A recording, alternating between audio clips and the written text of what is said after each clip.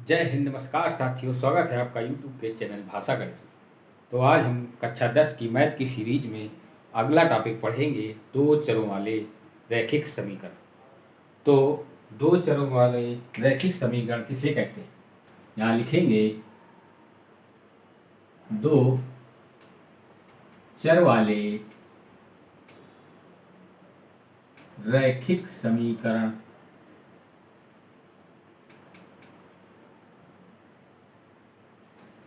दो चर वाले रैखिक समीकरण।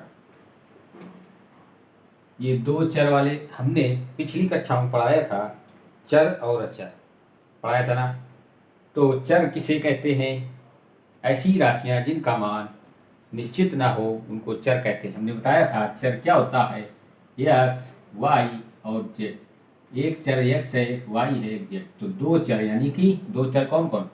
एक एक्स और एक वाई, दो चर हो गए ना, या वाई और जेड। दो चर वाले रैखिक समीकरण यानी कि ऐसा समीकरण जिसमें दो चर उपस्थित हो, उस समीकरण को दो चर वाले रैखिक समीकरण कहते हैं। या दूसरी भाषा में कहें, क्या कहें कि ऐसा बीजी व्यंजक जिसमें दो चर के साथ गुणनफल, योगफल और अंतर एवं भागफल के रूप में संयोजन उपस्थित हो, उसको हम दो चर वाले रैखिक समीकरण कहते हैं। उदाहरण के लिए देखते हैं, a x plus b y plus c बराबर 0। ये इसका व्यापक समीकरण है। इस रूप में आपका दो चरों वाला रैखिक समीकरण होगा। किस रूप में होगा? ए एक्स, यहाँ पर व्यापक समीकरण के माध्यम से एक दो चर वाला रैखिक समीकरण लिख के आपको दिखाते हैं। जैसे लिखा है 6x प्लस 5y प्लस का 25 बराबर 0। ये दो चरों वाले रैखिक समीकरण का पहचान व्यापक समीकरण क्या है? कहाँ से लगाएंगे? A x plus b y plus c बराबर 0। जहाँ पर ए और बी का मान कभी भी 0 नहीं हो सकता। ए और बी का मान कभी भी 0 नहीं होगा। क्यों नहीं होगा? यदि ए और बी का मान 0 हो जाएगा तो ये क्या समीकरण दो चरों वाला रैखिक समीकरण कहलाएगा? क्या समझ में आई बात? ए और बी क्यों 0 नहीं होगा? अब आगे देखते हैं। इन समीकरणों को पढ़ने से पहले हम कुछ चतुर्थांश के बारे में बात करते हैं। चतुर्थांश चतुर्थांश के बारे में क्यों बात करते हैं? क्योंकि इन समीकरणों के माध्यम से आपसे बोला जाएगा, क्या है,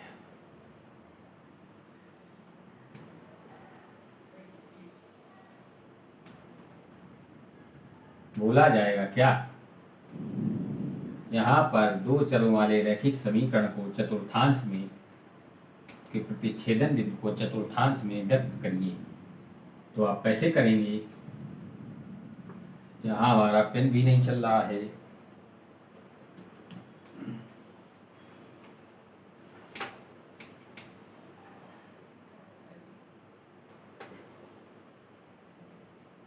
दो चर वाले रैखिक समीकरण को हम पहले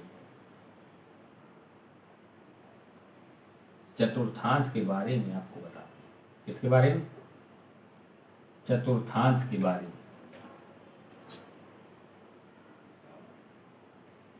ये होता है एक्स अक्ष, एक्स और एक्स डैश। समझ में आई बात? ये होता है वाई और वाई डैश। जहां पर एक्स और वाई दोनों आपस में प्रतिच्छेदित करते हैं, उस बिंदु को बोला जाता है मूल बिंदु। क्या बोलते हैं? यहाँ पर लिखेंगे मूल बिंदु। मूल बिंदु क्या बोलते हैं? मूल बिंदु। इस मूल बिंदु के निर्देशांक होते हैं 0, 0। क्या होते हैं? 0, 0। 0, 0 का मतलब है x का मान 0 और y का मान भी 0, यानी कि x अक्ष में और y अक्ष में दोनों एक दूसरे को लंबवत जब प्रतिच्छेदित करेंगे तो x और y वहाँ पर हमेशा 0 होता है।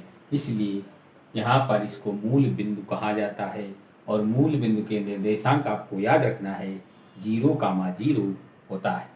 जो पहले लिखा होता है उसको x कहते हैं, जो बाद में लिखा होता है उसको y। समझ में आई बात? और इसको दूसरी भाषा में क्या कहते हैं? इसको x को भुज कहते हैं और y को कोटि। दूसरी भाषा में भी लिख देते हैं, x को भुज कहा जाता है, y को कोटि। समझ में आई बात? मूल बिंदु के निर्देशांक क्या होते हैं? 0, 0। अब इसको चतुर्थांश क्यों कहते हैं? क्योंकि ये चार भागों में विभाजित है, इसलिए इसको चतुर्थांश कहा जाता है। इस वाले भाग को प्रथम चतुर्थांश कहा जाता है। क्या कहा जाता है? प्रथम चतुर्थांश। इस वाले भाग को द्वितीय चतुर्थांश कहा जाता है। क्या कहते हैं? द्वितीय चतुर्थांश। समझ में आई बात? यहाँ पर लिख देते हैं चतुर्थांश। समझ में आई बात? इस वाले को क्या कहेंगे? तृतीय। क्या कहेंगे? तृतीय चतुर्थांश। और इस वाले को कहते हैं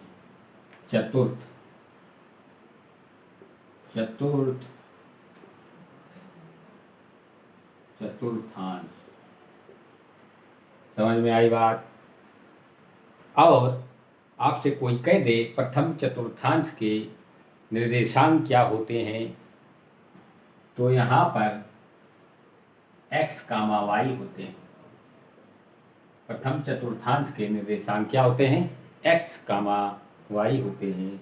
x का मतलब है x का मान और y का मतलब y का मान। आगे बताएंगे x और y के मान कैसे निकाले जाते हैं। द्वितीय चतुर्थांश में यदि आपसे कह दे द्वितीय चतुर्थांश में x और y यानी भुज और कोट का मान क्या होगा, तो यहाँ पर माइनस का x और y। x का मान माइनस में होता है, y का मान प्लस में। समझ में आई बात? ये आपको याद करना पड़ेगा। प्रथम चतुर्थांश में x यानी x प्लस का, y भी प्लस का, और द्वितीय चतुर्थांश में x माइनस का और y प्लस का। तृतीय वाले में होता है x भी माइनस होता है और y भी माइनस होता है। समझ में आई बात? चतुर्थ वाले में क्या होता है? x प्लस का होता है और y माइनस। समझ में आई बात? तो यहाँ से थोड़ा सा हिंट देंगे याद करने के लिए।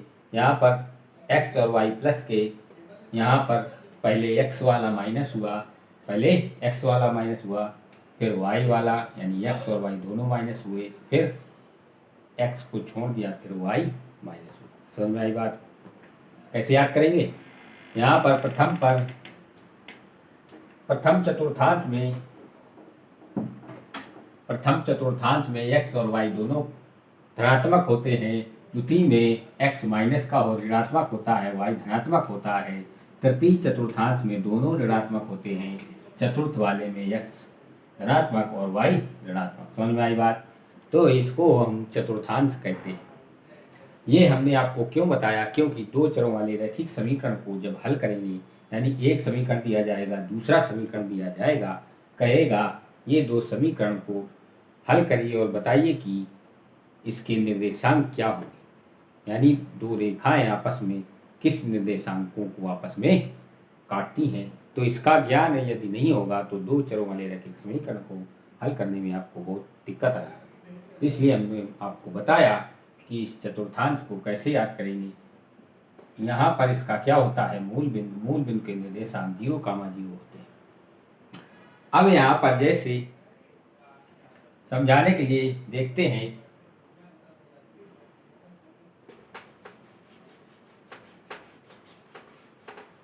चतुर्थांश में कैसे देखा जाता है, निर्देशांक कैसे निकाले जाते हैं।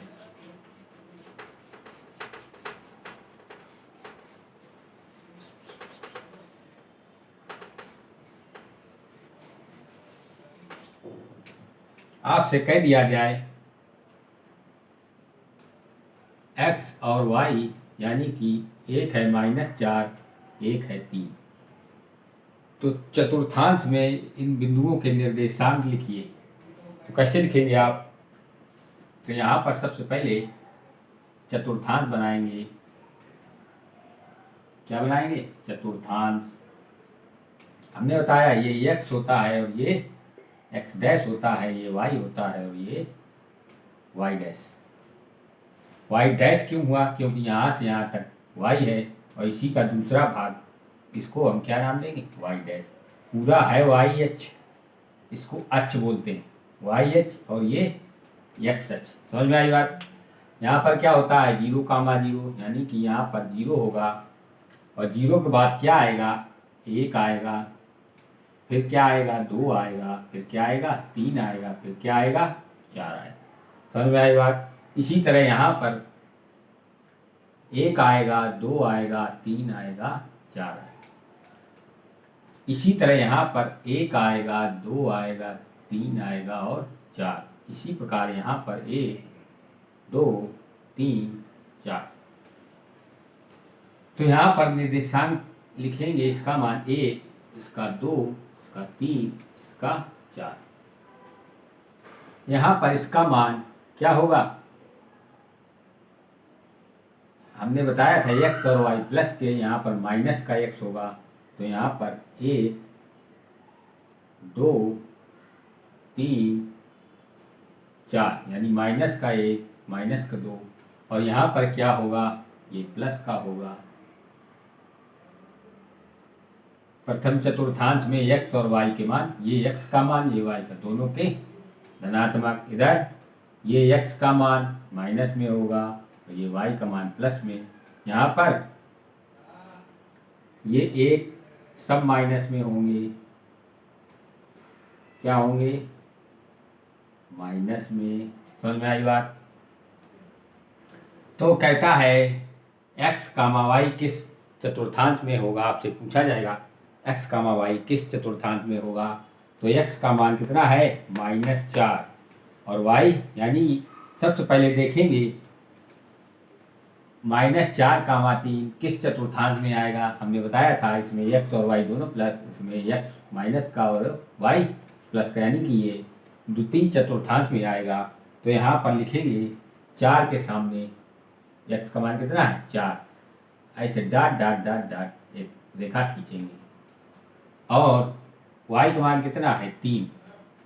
तो 3 के सामने ऐसी एक रेखा खींचेंगे ऐसे। जहाँ पर दोनों कट जाएंगी वहीं पर क्या होगा? -4, 3।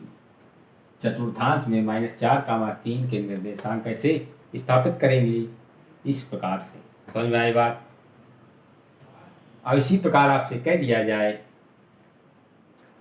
-5, -4, 5 ना ले तो 3 ही ले लें, क्योंकि उसको बड़ा बनाना पड़ेगा। -3, -4।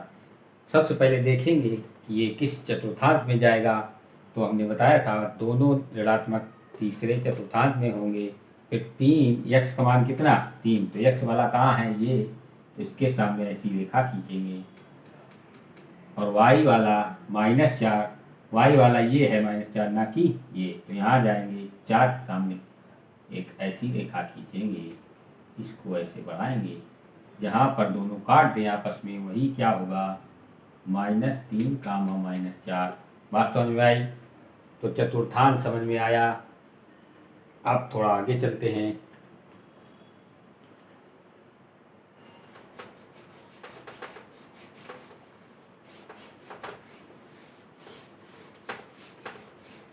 दो चर वाले रैखिक समीकरण को समझते हैं।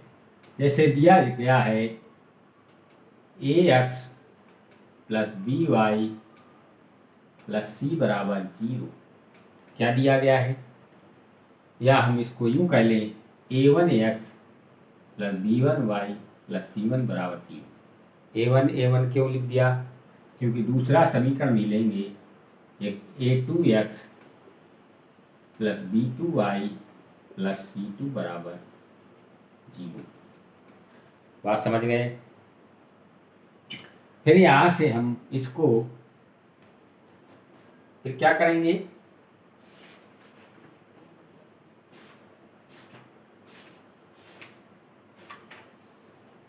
यहाँ से इसको देखेंगे और हमेशा यहाँ पर a1 b1 और a2 b2 का मान कभी भी 0 नहीं होगा। क्या नहीं होगा? 0 नहीं होगा। बात समझ में आई? फिर आपसे कह दिया जाए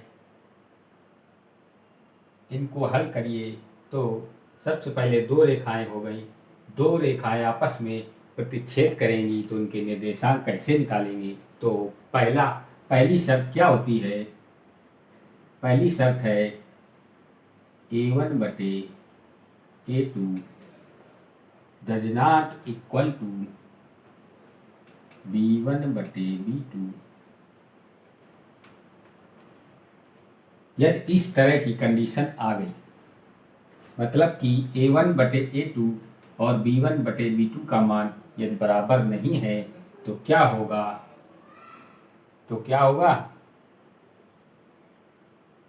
केवल और केवल एक हल होगा। यहाँ पर लिखेंगे यदि a1 बटे a2 और b1 बटे b2 का मान बराबर नहीं है तो लिखेंगे केवल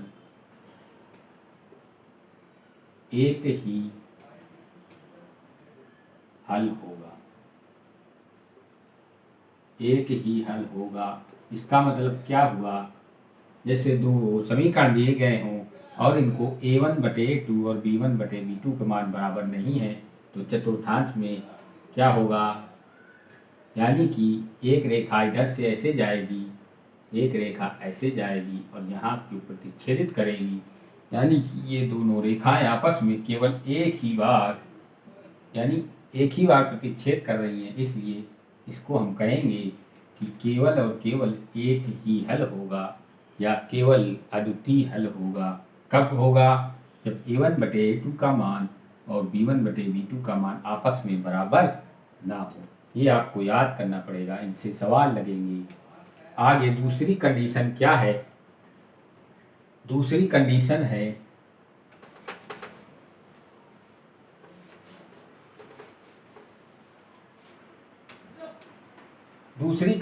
है जब दो रेखाएं आपस में दी गई हों और कह दिया जाए a1 बटे a2 b1 बटे b2।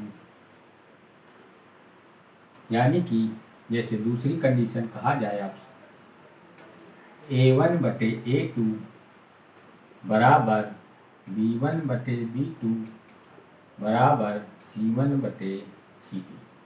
ऐसा यदि आ जाए आपके सामने तो इसको हमेशा क्या कहेंगे? ये रेखाएं आपस में संपाती होंगी। संपाती का मतलब क्या होता है? यदि ये एक चतुर्थांश बना है और एक रेखा इधर से गई है से, ये जो पहले वाली रेखा है और इसी के ऊपर से एक और रेखा चली गई, यानी एक ही रेखा पर दूसरी रेखा वहीं से गुजरे, यानी एक ही रेखा पर दूसरी रेखा निरूपित हो तो ऐसी रेखाओं को समपाती यानी एक ही बिंदु से होकर जाने वाली रेखाओं को समपाती या संरेख रेखा कहते हैं। समझ में आई बात? यानी कि a1x plus b1y plus c1 बराबर 0 जो रेखा थी वो भी यहाँ से गुजरी और a2x plus b2y plus c2 बराबर 0 वो रेखा भी यहीं से गुजरी। यानी एक ही बिंदु से होकर गुजरने वाली रेखाओं को हम संरेख रेखा या संपाती रेखा कहते हैं। तो दूसरी कंडीशन क्या हुई? संपाती रेखा कब होगी? संपाती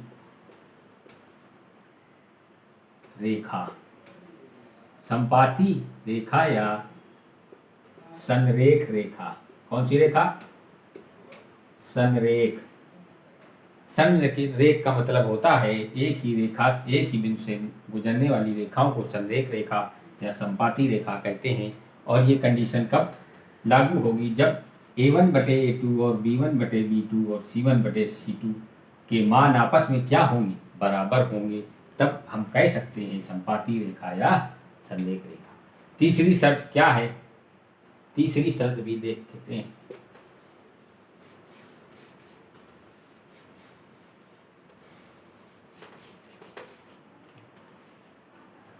तीसरी शर्त है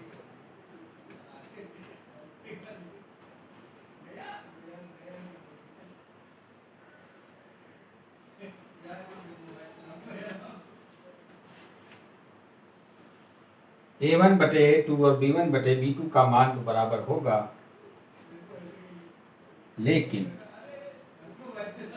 A1/A2 बराबर B1/B2 does not equal to C1/C2।